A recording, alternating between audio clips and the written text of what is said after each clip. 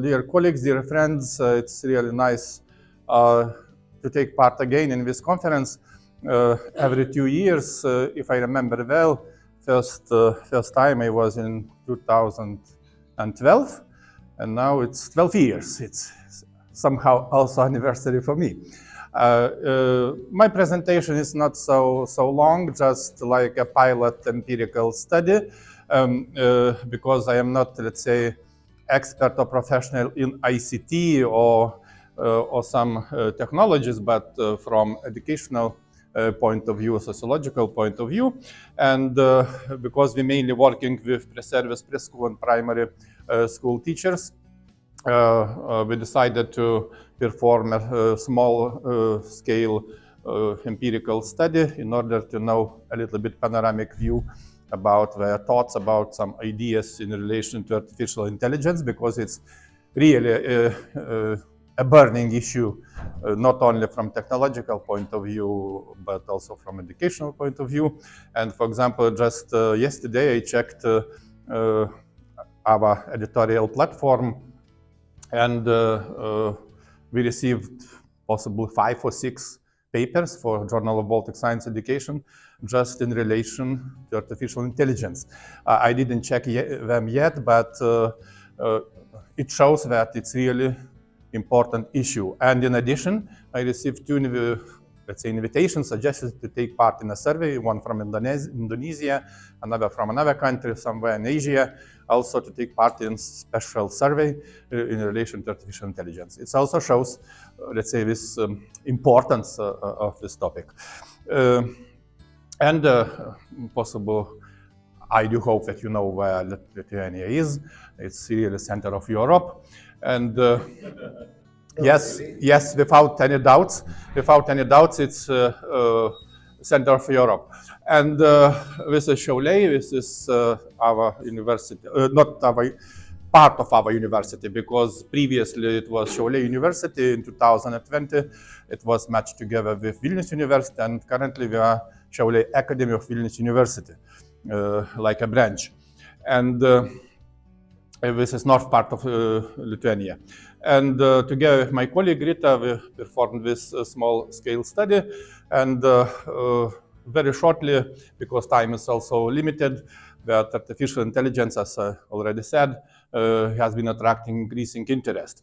From one side. From another side, obviously, big concern and challenges. For example, our university, let's say, during summertime, before academic year, prepared new guidelines, not new, but in general, the first guidelines, how to use artificial intelligence for students, for lectures, etc. Some like guidelines, like regulation, and it was distributed in the beginning of September to all community, students community and academic community. Obviously, it's becoming more popular topic every year and causes a lot of controversy. It's also clear. And revolution in information technology and artificial intelligence encourage and continues to encourage a wave of innovations, really, because generally 1 week ago approximately, we had online lecture with colleague from Croatia, Professor Predrag Pale. He presented one lecture to my students, master students, and we discussed also about artificial intelligence, and he said, this is no artificial intelligence, it's just machine.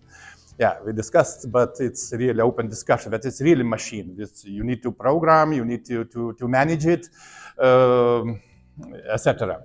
And in Lithuania, I just want to pay your attention that in Lithuanian schools, mainly general education schools, comprehensive schools, education programs were updated, and since September 2023, students have been taught about artificial intelligence. It's somehow quickly included into programs, into curricula. And obviously from this position, it's important to analyze future teachers' position in relation to artificial intelligence, obviously to understand needs, to understand preparation, attitudes, etc.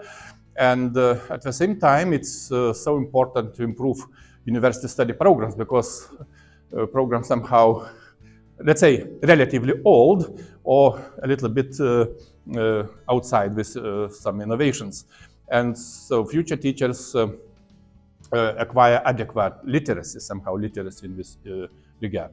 Appropriate skills to teach or learn about it, teach and learn how artificial intelligence works, etc., and teach, learn using artificial intelligence. As I already mentioned, we performed a small-scale empirical study with 4 main research questions about familiarity, how students are familiar, also what do they think about impact on education in the future, also in relation to what are the main fears of future teachers in relation to this, and generally what tools and platforms do future preschool and primary education teachers use, for example, in their studies or in their work, because generally our students, let's say working students, working people, they have some position, some job, and it's also another story. Shortly about methodology, it's typical methodology for educational research, nothing special. Time period, type it was obviously survey in writing using method questioning with instrument special questionnaire, and 112 university students took part in this study. Sample is not so big, not so large, but on the other hand, it's acceptable. First of all, because it consisted with, let's say, with participants from two different locations, despite that it's one university, because one in Vilnius region from central and let's say 200 and more kilometers interval to north part of Lithuania. It's another geographical location, and somehow sample is okay. But also we collected open-ended, some data, verbal data based on open-ended questions, and now analysis is on the progress, and we hope to present in some future papers this data. This relates mainly with quantitative part. Answers in writing, obviously simple descriptive analysis, including correlation analysis, and shortly some results. And you see general situation, general opinion, familiarity with artificial intelligence. We can say that somehow average, in average, moderate familiarity, let's say around 50%, and a little bit 23%. Next, respondent's position, general position in relation to artificial intelligence. I didn't rank the last column according to similarity index, because it's in the order of variables that was in questionnaire, and but we can see that the highest index is interest in professional development, about using artificial intelligence for teaching and learning. It means interest in real professional development. And next one, it's first, improves learning experience at university, somehow with students thinking. And next, it's a little bit less, for example, that it will have significant impact on education in the future, let's say 65% in general.